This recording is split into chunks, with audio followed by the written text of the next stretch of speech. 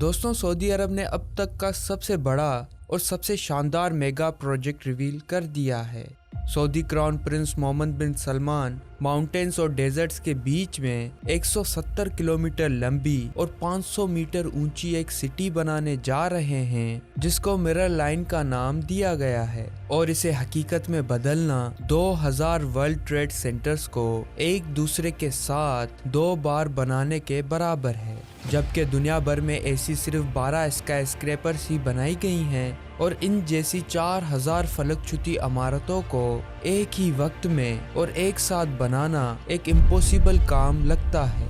तो फिर सऊदी अरब ने ऐसे इम्पॉसिबल प्रोजेक्ट का ऐलान क्यों किया? क्या वो वाकई ऐसा करने जा रहे हैं या वो सिर्फ दुनिया भर की अटेंशन हासिल करना चाहते हैं? اليوم بصفتي رئيس مجلس إدارة نيوم نقدم لكم ذا لاين، مدينة مليونية بطول 170 كيلو تحافظ على 95% من الطبيعة في أراضي اليوم، 0 سيارات، 0 شوارع، و0 انبعاثات كربونية। 2016 में सऊदी किंगडम ने विजन 2030 को अनाउंस किया था, जो कंट्री की ऑयल डिपेंडेंसी को कम करेगा और इकोनॉमी को टूरिज्म, टेक्नोलॉजी और दीगर सेक्टर्स की तरफ ले जाएगा। तभी से उन्होंने न्योम नाम का एक मास्टर प्लान रिवील किया है, जो अभी फिलहाल 3 मेगा प्रोजेक्ट्स पर काम कर रहा है।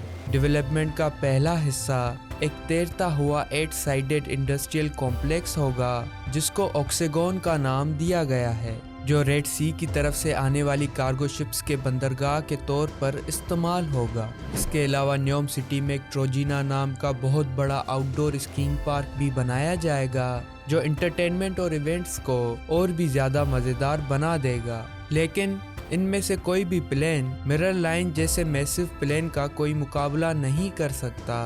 तो फिर क्या है ये मिरर लाइन? आइए जानते हैं। ये रेगिस्तान में 500 मीटर ऊंची और 170 किलोमीटर लंबी एक लाइन सिटी होगी, जिसका एक्सटीरियर पूरी तरह से ग्लास से बनाया जाएगा और इस सिटी के अंदर बिल्डिंग्स के बीच में सिर्फ 200 मीटर की जगह ही रखी जाएगी। Line city gulf of Aqaba के साहिल से स्टार्ट होगा और माउंटेन एरिया से होता हुआ कंट्री में एंटर करेगा। इन दोनों मिरर वॉल्स को ब्रिजेस के जरिए कनेक्ट किया जाएगा और इसका ज्यादातर इंटीरियर वर्टिकली बिल्ड होगा, जिनके अंदर पब्लिक पार्क्स, ऑफिसेज और हाउसेस को एक दूसरे के ऊपर बनाया जाएगा। लिहाजा बुनियादी तौर पर उनका प्लान है कि एक नॉर्मल सिटी को कन्वर्ट करके एक वर्टिकल लाइन सिटी में बनाया जाए। और सिर्फ इतना ही नहीं, वो इस सिटी को फुल्ली सस्टेनेबल एनर्जी पर चलाएंगे, यानी इस सिटी की 100% इलेक्ट्रिसिटी विंड व्हील्स और सोलर पैनल्स के जरिए जनरेट की जाएगी। सऊदी क्राउन प्रिंस का दावा है कि वो 2030 तक इस प्रोजेक्ट को कंप्लीट करके 10 लाख से भी ज्यादा लोगों को इस लाइन सिटी में शिफ्ट करेंगे। लेकिन क्या ये करना पॉसिबल है या फिर ये कभी होगा भी? क्योंकि सऊदी अरब का रीसेंट टाइम में फलक छुती इमारतें बनाने का ट्रैक रिकॉर्ड इतना कुछ खास नहीं।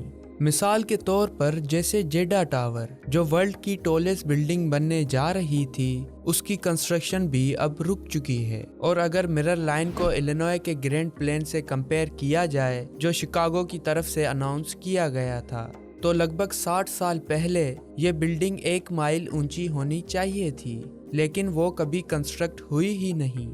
हो सकता है कि लाइन सिटी इलिनॉय की तरह ही सिर्फ पेपर्स या फिर आज के हिसाब से 3D एनिमेशंस और मार्केटिंग वीडियोस तक ही रह जाए। लेकिन इस बार दुनिया देख रही है। लगभग 50 लाख से भी ज्यादा लोगों ने इनका एक ट्रेलर देख लिया है। तो फिर सऊदी अरब ने इतने एक्स्ट्रा ऑर्डिनरी प्लान का दावा क्यों किया, जो दावा कभी पूरा हो ही नहीं सकता? जब से मोहम्मद बिन सलमान ने कंट्री के अफेयर्स को अपने हाथ में लिया है, तब से सऊदी अरब ने बड़ी तेजी से दुनिया भर में तरक्की हासिल की है और मिरर लाइन जैसे मेगा प्रोजेक्ट्स इसमें और भी इजाफा करेंगे। सऊदी अरब अब दुनिया भर में अपनी रीब्रांडिंग करना चाहता है, ताकि मुल्क की इकोनॉमी को टूरिज्म की तरफ डाइवर्सिफाई किया जाए, क्योंकि दुनिया भर से टूरिस्ट सिर्फ मक्का मदीना की ज़ियारत करने के लिए ही सऊदी अरब आते हैं। लेकिन अब मिरर लाइन और न्योम जैसे मेगा प्रोजेक्ट्स की वजह से सऊदी अरब को इंटरनेशनल रेस्पॉन्सेज मिल रहे हैं।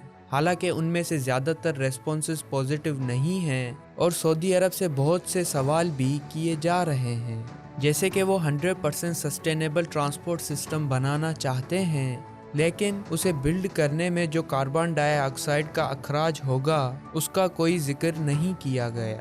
University of New South Wales کے associate professor Philip Oldfield کے اندازے کے حساب سے اس میسو لائن سٹی کو کنسٹرکٹ کرنے میں 2 بلین ٹن سے بھی زیادہ CO2 کا اخراج ہوگا، جبکہ یہ اماؤنٹ UK میں 4 سال میں خارج ہونے والے کاربن ڈائی آکسائیڈ سے بھی زیادہ ہے۔ اس کے علاوہ foreignpolicy.com کی ایک رپورٹ کے مطابق 20,000 سے زیادہ ایسے لوگ ہیں جو اس ایریا میں قبیلوں اور دیہاتوں میں صدیوں سالوں سے آباد ہیں، اور ان کو بھی فورسفلی نیوم کنسٹرکٹ کرنے کے لیے ہٹایا جائے گا۔ اس کے علاوہ سعودی عرب ابھی تک کوئی مؤثر لیبر ریفارمز نافذ کرنے میں بھی ناکام رہا ہے، جس کی وجہ سے دوسرے ممالک سے لائے گئے مزدوروں کے ساتھ بڑے پیمانے پر زیادتی ہوتی رہی ہے، اور ابھی تک سعودی اتھارٹیز نے اس مسئلے سے نمٹنے کے لیے کوئی روڈ میپ بھی نہیں دیا ہے، اور ہیومن رائٹس کا یہ کمزور ریکارڈ اس اربوں ڈالرز کے پروجیکٹ کے فنڈ حاصل کرنے میں بھی رکاوٹ بن سکتا ہے۔